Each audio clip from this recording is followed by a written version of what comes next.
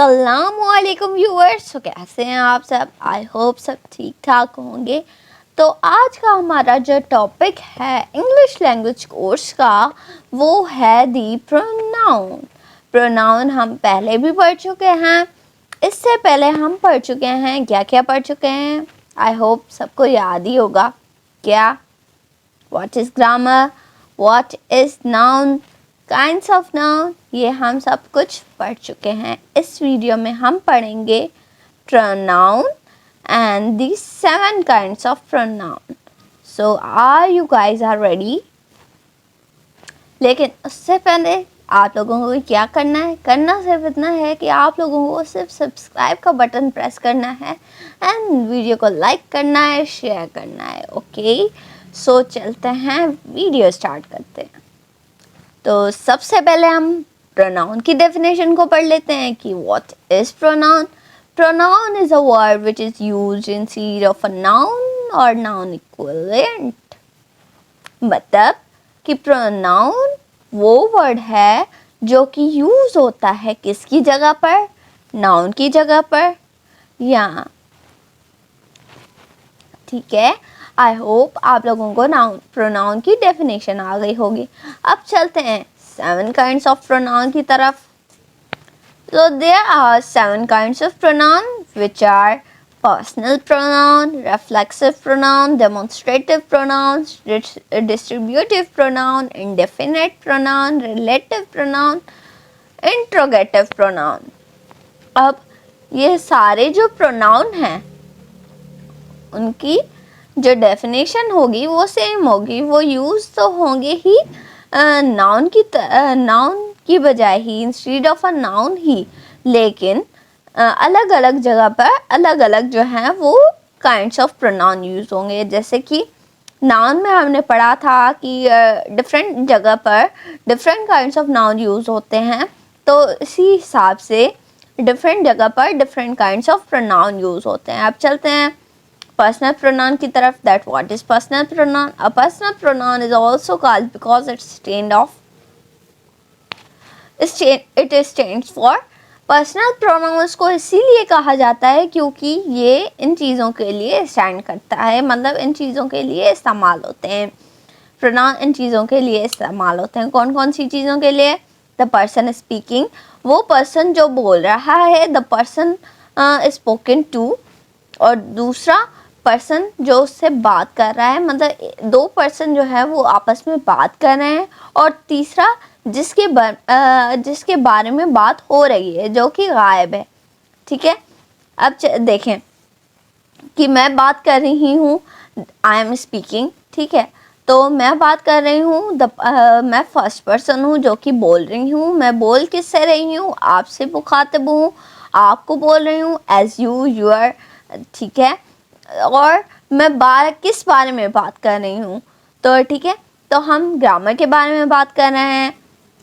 सही है, अब चलते हैं the person speaking as I, we, my, us.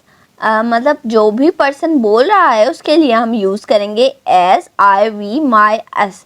Okay, और जिसके बारे में बात हो रही है as you, your, you and your. ठीक है, और जिसके बारे में बात हो रही है वो कौन से हैं? He, her, its and them. Okay, I hope सब लोगों को बात क्लियर हो गई। अब चलते हैं the personal pronoun of the first person. अब फर्स्ट पर्सन कैसे इस्तेमाल होता है, मतलब अब हम पढ़ते हैं रिफ्लेक्सिव प्रोनाउन को। रिफ्लेक्सिव प्रोनाउन, अच्छा, तो रिफ्लेक्सिव प्रोनाउन में क्या होता है कि किसी भी प्रोनाउन में हम जो है वो यूज़ करते हैं सेल्फ को। जैसे कि हमने यहाँ पे पढ़ा फर्स्ट पर्सन के लिए एज, वी, माई एंड अस, तो यहाँ पे यूज़ होगा माई की जगह माई सेल्फ, अस सेल्फ, तो ये वर्ड जो हैं वो यूज़ होंगे सेल्फ की जगह पर। ठीक है, अब कुछ एग्जाम्पल हैं। My self, her self, it's self. तो माई की जगह, योर की जगह, हिम की जगह, हर की जगह ये सेल्फ यूज़ होंगे रिफ्लेक्सिव प्रोनाउन में। ठीक है, अब कुछ एग्जाम्पल देख लेते हैं। कि सेंटेंस में किस तरीके से जो है वो माई सेल्फ रिफ्लेक्सिव प्रोनाउन जो है वो यूज़ होते हैं। जैसे कि I myself took him to the doctor और I took him to the doctor myself, मतलब मैं खुद ही उसको डॉक्टर के पास लेके गई। It is also called emphatic pronoun, emphatic pronoun। तो reflexive pronoun को emphatic pronoun कहा जाता है, ठीक है। अब चलते हैं डेमोन्स्ट्रेटिव प्रोनाउन की तरफ। डेमोन्स्ट्रेटिव प्रोनाउन अब ये क्या करता है, ये बताता है कि ये जो चीज़ है वो आपकी है या ये चीज़ जो है वो मेरी है, मतलब किसी चीज़ को पॉइंट आउट करता है। जैसे कि यहाँ पे एग्जांपल है दैट दिस इज़ योर्स, ये चीज़ जो है वो आपकी है, कोई भी चीज़ है, सपोज कर लें दीज आर वेरी यूज़फुल, ये जो चीज़ें हैं वो बहुत यूज़फुल हैं। अब रिलेटिव प्रोनाउन को पढ़ते हैं कि रिलेटिव प्रोनाउन क्या करता है। रिलेटिव प्रोनाउन जो है वो काम करता है कंजक्शन का।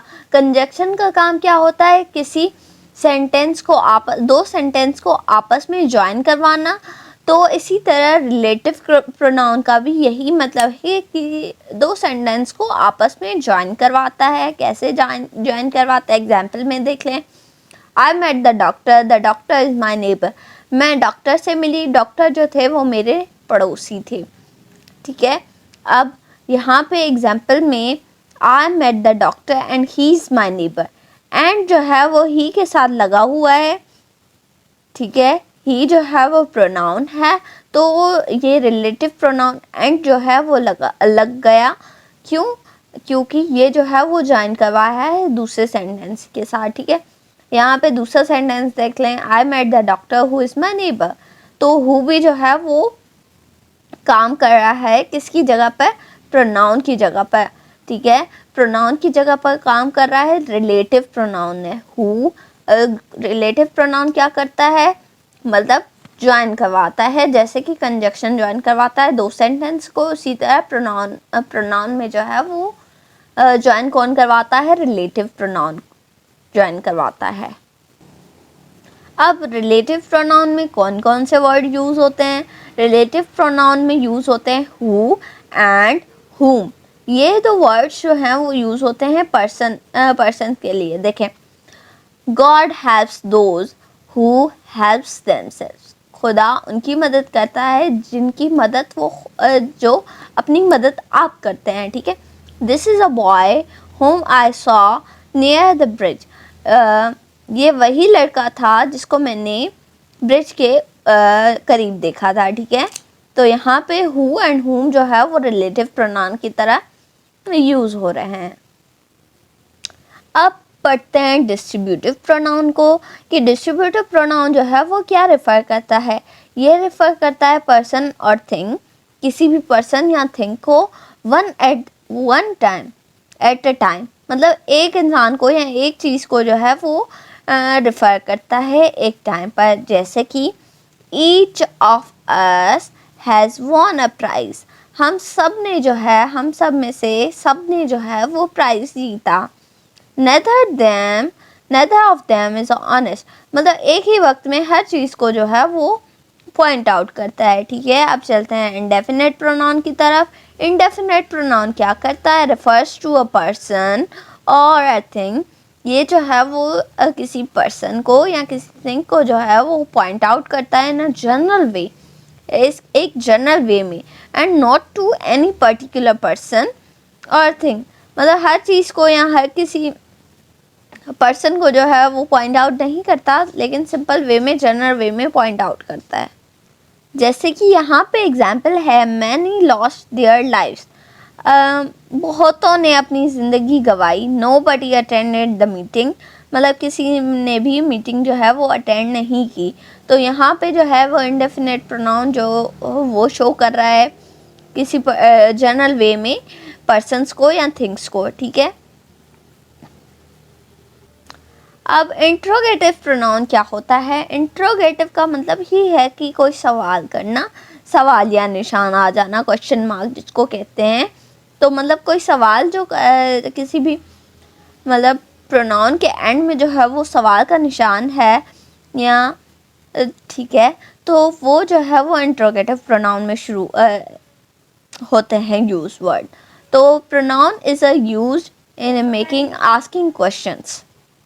ये जो सवाल हैं, ये जो प्रोनाउन है वो यूज़ होते हैं आस्किंग क्वेश्चन, किसी भी सवाल को पूछने के लिए। दैट हु इज़ ही, मतलब वो कौन है। हुज इज़ दैट कैमरा, मतलब ये कैमरा का जो है वो किसका है। ठीक है, तो ये थे प्रोनाउन के काइंड जो कि यूज़ होते हैं। अब चलते हैं, subscribe, hit the bell icon and like and share the video. Thank you. Bye bye.